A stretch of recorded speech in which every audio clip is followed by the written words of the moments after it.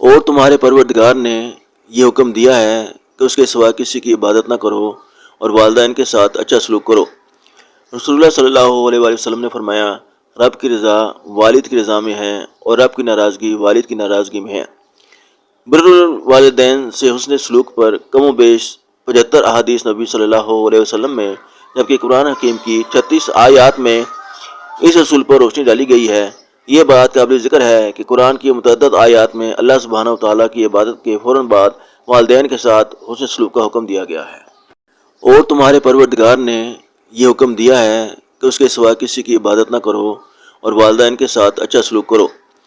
رسول اللہ صلی اللہ علیہ وآلہ وسلم نے فرمایا، رب کی رضا والد کی رضا میں ہے اور رب کی ناراضگی والد کی ناراضگی میں ہے۔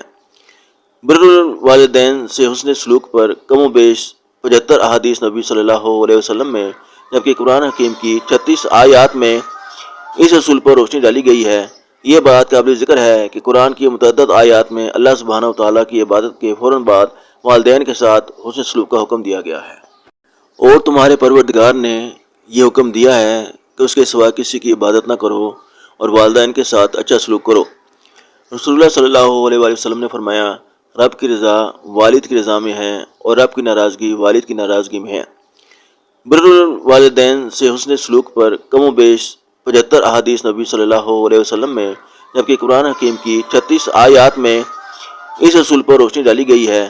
یہ بات قابل ذکر ہے کہ قرآن کی متعدد آیات میں اللہ سبحانہ و تعالیٰ کی عبادت کے فوراً بعد والدین کے ساتھ حسن سلوک کا حکم دیا گیا ہے۔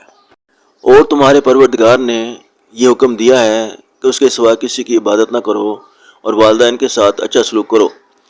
رسول اللہ صلی اللہ علیہ وآلہ وسلم نے فرمایا، رب کی رضا والد کی رضا میں ہے اور رب کی ناراضگی والد کی ناراضگی میں ہے۔